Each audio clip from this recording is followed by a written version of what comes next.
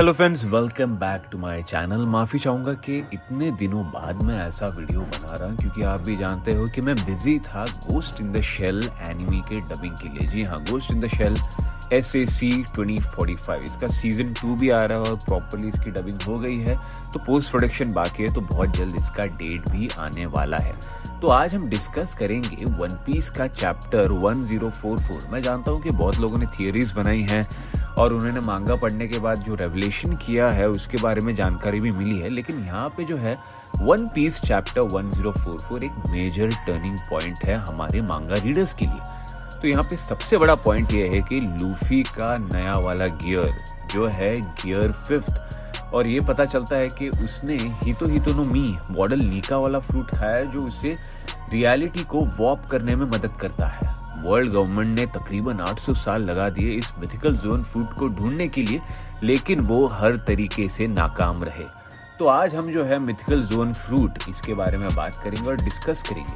ये possible explanation हो सकता है कि इस केस में ही क्यों, क्योंकि चैप्टर 1044 इंडिकेट करता है कि जोन फ्रूट्स जो होते हैं वो खुद सोच सकते हैं। अगर यही केस है तो ये कंफ्यूजन दूर होगा कि जो चीज़ें जिंदा नहीं है वो जोन फ्रूट्स भी अगर एब्जॉर्ब कर ले तो उनमें वो जान फूंक दे। तो उस हिसाब से हम देखेंगे और आगे डिस्कस भी करेंगे, क्योंकि इसका जो है वो बहुत बड़ा, हम क्या कह सकते हैं, थियरी की तरह बात करेंगे। कोई भी प्रेडिक्ट नहीं करेंगे या फिर कंफर्म ऐसा चीज़ें नहीं बोलेंगे, क्योंकि बहुत लंबे समय से जोन फ्रूट का जो मिस्ट्री है ये बहुत ही खास है और वो अलग तरीके से काम करते हैं हर एक क्लासिफिकेशन के अंदर में, लेकिन वहाँ पर एक रीज़न होना चाहिए।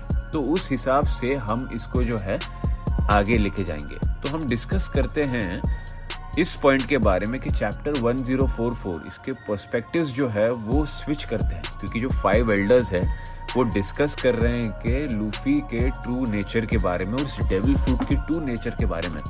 अब देखिएगा, वन पीस चैप्टर 1044 के मुताबिक 5 एल्डर्स यही डिस्कस कर रहे हैं कि इस डेविल फ्रूट का असली नेचर क्या है, और उनका अजम्पशन भी यह है कि ये डेविल फ्रूट खुद उनसे एस्केप होते आ रहा है पिछले 800 साल से। इसके अंदर जो है वो एक इंटरेस्टिंग रिस्पॉन्स आता है। जो यंगेस्ट एल्डर है 5 एल्डर्स में, वो बताते हैं कि जोन फ्रूट्स जो है उनका खुद का विल होता है, खास करके मिथिकल जोन फ्रूट वाले। ऐसे फ्रूट जो होते हैं जो एक्शंस ना अपनी मर्जी के हिसाब से करते हैं। जैसे कि आप जान सकते हो, कोई भी एनिमी आप देखो, किसी मोड पे एक हीरो या विलन का अवेकनिंग होता है। तो यहाँ पर मिथिकल जोन फ्रूट जो है वो खुद सोच सकता है, ऐसे इस यंगेस्ट एल्डर का मानना है। लेकिन इसमें क्या है, हालात जो है वो बिल्कुल अलग है। लूफी का जो डेविल फ्रूट है वो हमेशा से ही वर्ल्ड गवर्नमेंट से दूर भागता आ रहा है। बहुत से सालों से, 800 साल से वो वर्ल्ड गवर्नमेंट के हाथों में आ ही नहीं रहा है। तो इसके पीछे भी जो है वो एक रीज़न हो सकता है, क्योंकि वन पीस चैप्टर 1044 ये जो है सबके ध्यान में लाता है कि एक स्ट्रेंज फिनोमिनन है जोन फ्रूट के रिलेटेड, क्योंकि कुछ रीज़न है जहाँ पे क्लासिफिकेशन जो है ये एब्जॉर्ब होता है जिस चीज़ में जान नहीं होती। फॉर एग्जांपल मैं बता दूँ आपको, लासो एक बजूका की तरह है जिसने खाया इनु मोनी मॉडल डाशुन। फिर फंग फ्रीड है स्पैंडम का तलवार जिसने खाया था जोजोनो मी। फिर स्माइली है अ पॉइजनस गैस, उसने खाया था सारा नोमी। ये एग्जाम्पल दे सकता हूँ, अगर आपने वन पीस का एनिमी देखा है उसके अंदर भी दिखाया गया। और फाइंडिंग्स के मुताबिक वन पीस चैप्टर 1044 में इस फ्रूट्स के बारे में यहाँ पर देखा जाए तो ये खुद की सोच रखते हैं, और जो ऑब्जेक्ट जिंदा नहीं है उनके साथ ये फ्यूज भी हो सकते हैं। ये परफेक्ट सेंस बनाता है कि जोन फ्रूट जो है इनका खुद का दिमाग है। याद रखिएगा, जो यूजर होता है वो जानवर के अंदर भी बदल सकता है या इंसान में भी। ये सेंटिएंट क्रीचर्स होते हैं, खुद की सोच रखते हैं, और कैपेसिटी जो होती है वो सोचने की होती है। कंपैरिजन किया जाए, पैरामीशिया और लोगिया फ्रूट्स जो होता है वो डील करते हैं कॉन्सेप्ट्स जैसे कि सुपर पावर्स और एलिमेंट को मैनिपुलेट कर सकते हैं, जैसे पानी, आग और आइस। लेकिन यहाँ पे कोई रीज़न ऐसा नहीं है जो ये फ्रूट्स के बारे में ऐसा पर्सनैलिटी हो, क्योंकि ये जो होता है ये सिर्फ एक पावर का एक्सटेंशन है। देखिए, अब डेविल फ्रूट का जो नेचर है वो सबके लिए एक बहुत बड़ा मिस्ट्री है। जहाँ तक आप बोल सकते हो चैप्टर 1044 के मुताबिक जो है ये थोड़ा सा पजल में चीज़ें ऐड करने की कोशिश कर रहा है। मतलब काइडो का ऑब्सेशन है स्माइल फ्रूट से और आर्टिफिशियल जोन से, ये उसे पसंद है, लेकिन एक कनेक्शन भी होगा जॉय बॉय की तरफ, क्योंकि रीडर्स को जो है वो अगले कुछ हफ्तों में शायद ये पता चल जाना चाहिए मांगा के हिसाब से। वन पीस चैप्टर 1044 को ध्यान रखते हुए हम बात कर सकते हैं कि शैंक्स भी एक इम्पॉर्टेंट कैरेक्टर प्ले कर रहे हैं, जहाँ पे आपको पता है शैंक्स जो है वो 5 एल्डर्स से बात करने जाते हैं एक पायरेट के बारे में, और वो पायरेट कोई और नहीं लूफी के बारे में। वो लूफी के बारे में बात करने जाते हैं और वहाँ पे 5 एल्डर्स को बताते हैं कि जो डेविल फ्रूट आप ढूंढ रहे हो वो ये पायरेट यूज़ कर रहा है, मतलब लूफी, जिसका नाम है हितोहितोनोमी मॉडल निका। तो यहाँ पर शैंक्स जाके उनको बताता है कि ऐसा ऐसा है और आप जो है उस पायरेट पर अटैक करें। ये इसके लिए बताता है कि वर्ल्ड गवर्नमेंट जब आएगी और लूफी के क्रू पर अटैक करेगी तभी शायद से लूफी का ये अवेकनिंग हो सकता है मिथिकल जोन फ्रूट का। तो ये केस भी हो सकता है जहाँ पर शैंक्स जो है वो 5 एल्डर से बात करने आता है, क्योंकि बहुत लोग क्या नाराज़ है मतलब वन पीस से कि शैंक्स को ज़्यादा दिखाया नहीं गया, क्योंकि शैंक्स जब भी मरीन फोर्ड में आता तो ज़्यादा फाइट नहीं करता, सीधा वॉर रोक देता। और ये भी नहीं दिखाया गया कि उसका और काइडो का फाइट हुआ है, क्योंकि इतना ही बताते हैं कि शैंक्स ने काइडो को यहाँ पर आने से रोका है। तो वो जो है वो मतलब एक स्लिप में इन्होंने दिखा दिया है, और आगे जो है वो शायद वो जो है काइडो और शैंक्स का फाइट दिखा पाए।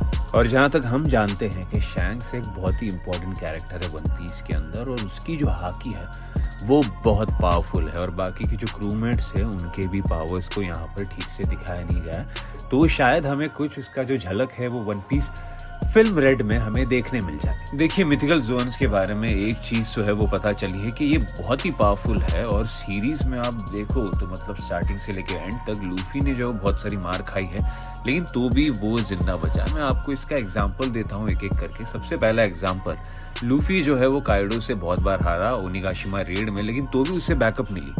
और उडॉन प्रिजन में, उडॉन के जेल में लूफी ने मतलब बहुत बड़े पत्थर के ब्लॉक्स उठाए, हालांकि उसके हाथ में सी स्टोन कफ्स लगे थे उसे कमजोर करने के लिए।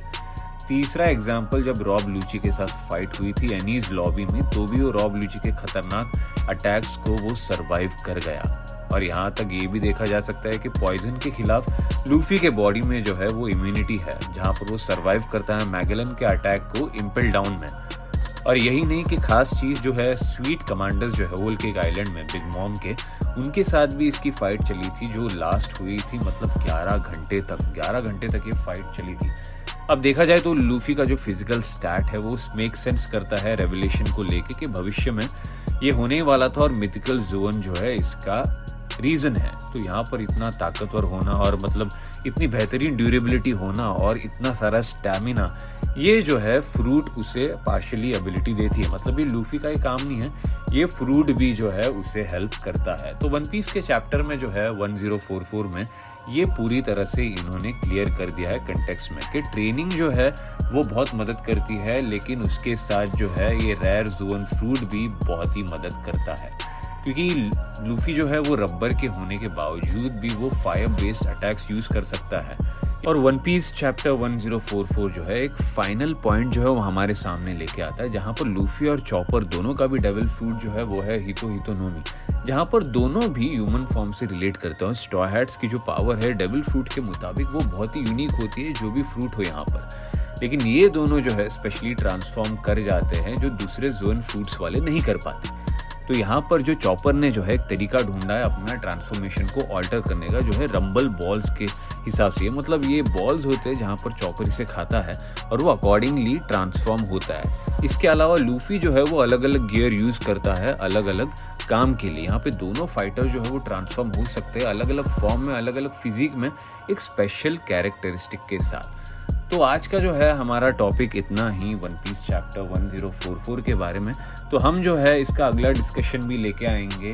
तो आप जो है हमारे चैनल को सब्सक्राइब करें, शेयर करें, लाइक करें और कमेंट करें, और बताइएगा हमें कमेंट्स में कि आपको ये वीडियो कैसा लगा। So once again thank you very much for watching a video. Have a good day.